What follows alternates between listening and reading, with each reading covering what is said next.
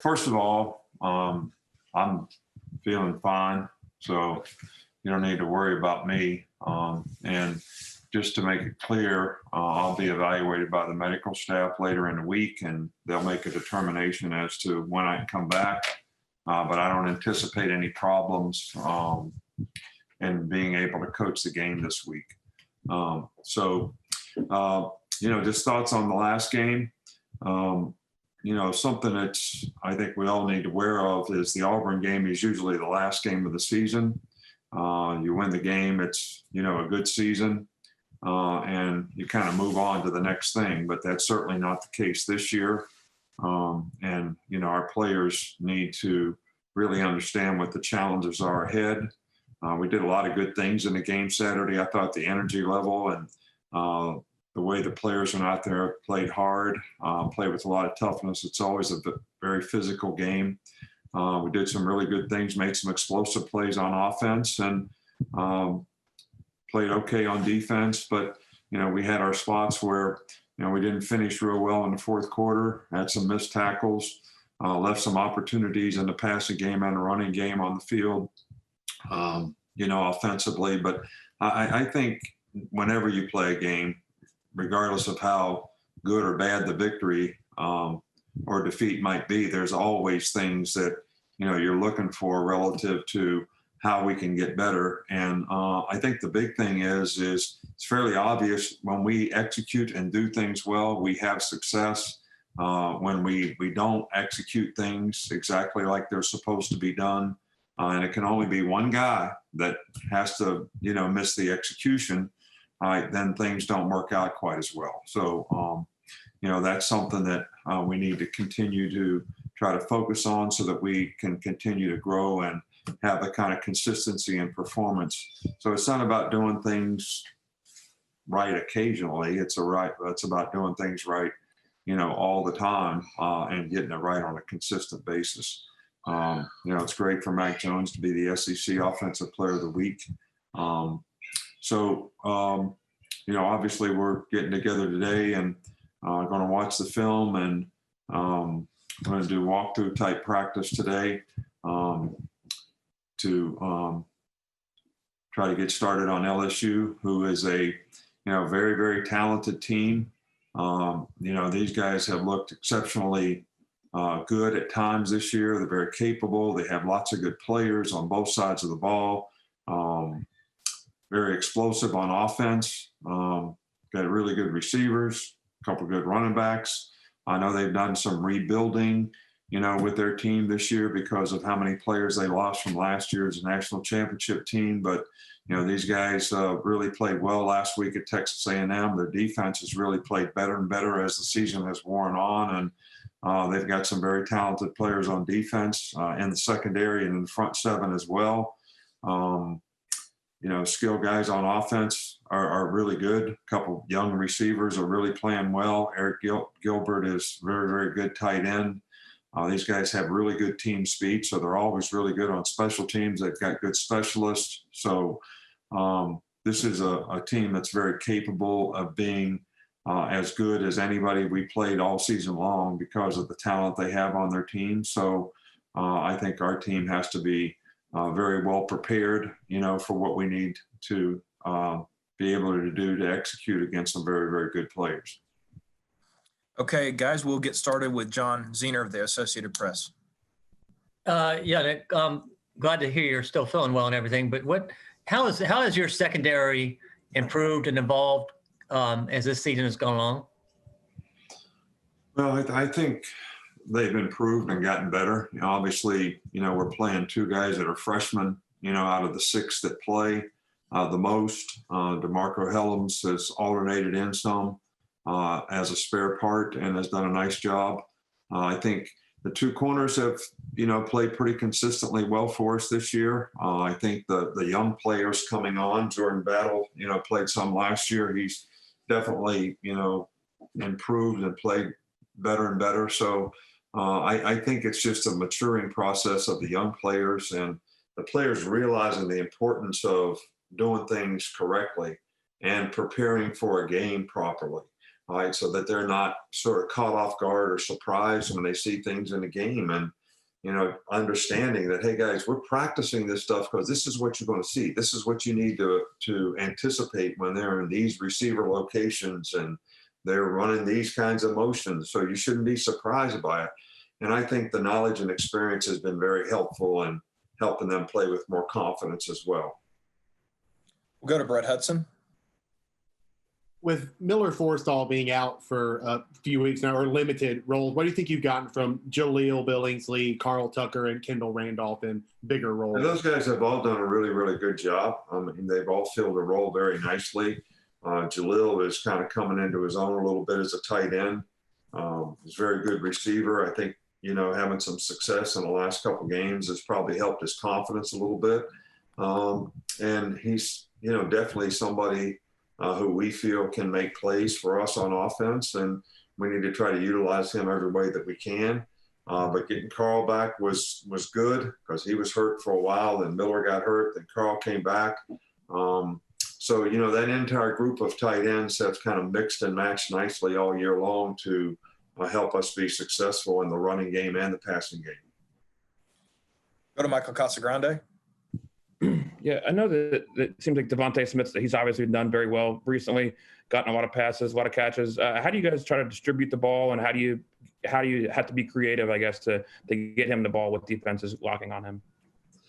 Well, I think that you try to move him around the best you can.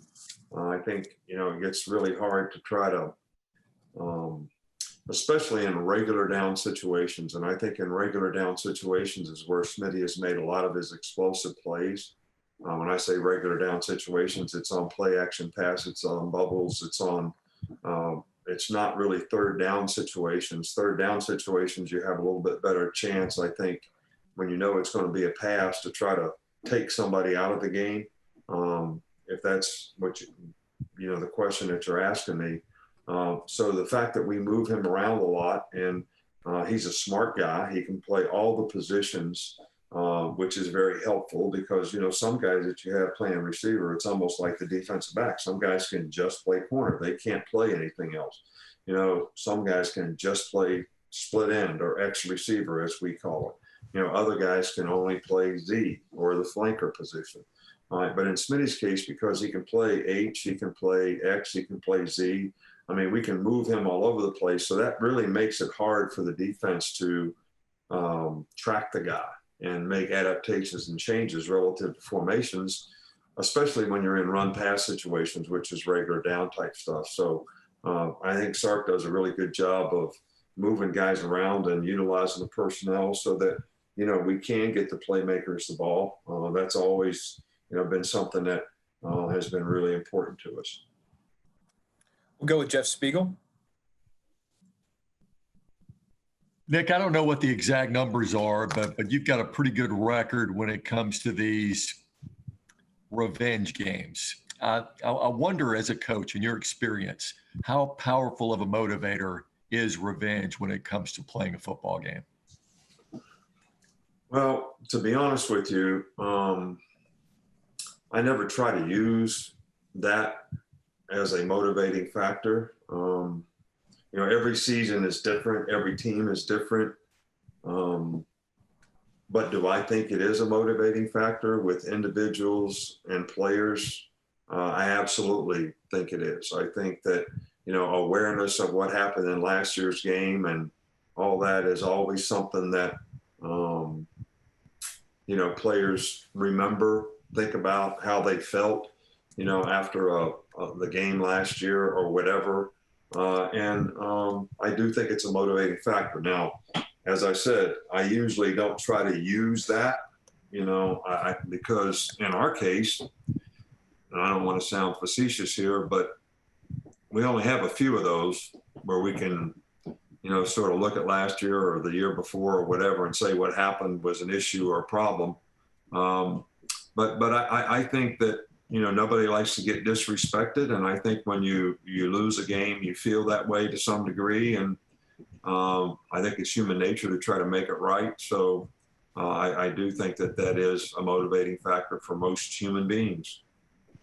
We'll go with Aaron Suttles. Nick, Jaleel Billingsley is sort of a new age tight end, a guy with wide receiver skills. And as you mentioned earlier, LSU has one of those guys in Eric Gilbert. How do those type players stress a defense? Well, I think that, I've always said this before, that tight ends are really difficult mismatch guys because of who ends up covering them most of the time. You got your best corners covering the wide receivers. But when these guys are lined up close to the core and their run pass options are more difficult to define, relative to how they line up and who ends up covering them and who ends up matching up on them. I've always said that, tight end and a great running back that's hard to cover, those guys are, mismatch problems, because unless you put 6 defensive backs in there, you're not going to have cover guys on them. You're going to have guys that you're probably putting on the field because they're good at stopping the run and other things, which at linebacker position is really critical. So I think those types of guys really create lots of problems, for defense. And we certainly had some issues with them, this year ourselves. And, this guy that LSU has is a really good player. Charlie Potter. Hey, Coach. Just having watched film of LSU's offense, how do you think they'll look different without Terrace Marshall on the field? I don't really think, Terrence Marshall is really a good player. I have a lot of respect for him, and got great size and great hands, and he's very instinctive as a player. So I don't mean to be, glib about the fact that he's not going to play because he is a great player. But I do think that they have other skill guys that are very, very good as well. Some of them maybe not as experienced as, Terrence Marshall, but so I don't know that they'll do a lot of things differently. It's really kind of hard to change years at this, station in the season. You're trying to always kind of develop an identity of who you are and what you can do well. And I think when these guys have clicked on all cylinders, they score 30 points a game, they can be a pretty good offensive team. And I do think they have enough skilled players that they can still, have plenty of guys to make plays. So you never know for sure, anticipate that they'll do things a whole lot different. Okay, we will finish up with Kirk McNair. Go ahead, Kirk.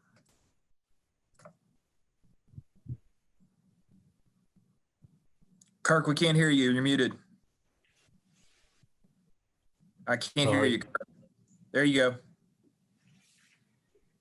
Okay, we're still having problems with Kirk. We're going to go to James Ogletree. Finish up here.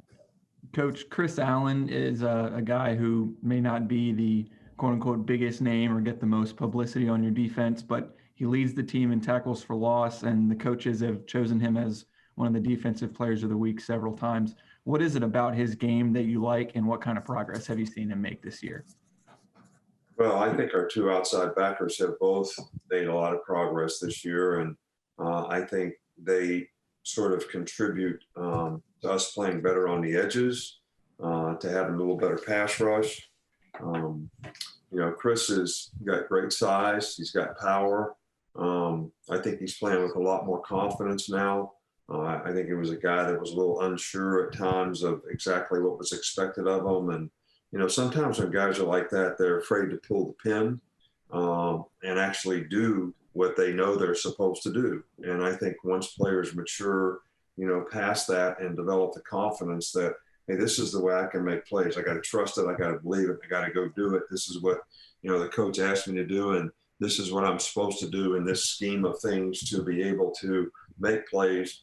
Then I think you start seeing production. And I think that's definitely what's happened with Chris. He's had really good production all year long, but, both of our outside backers really have done a good job for us this year.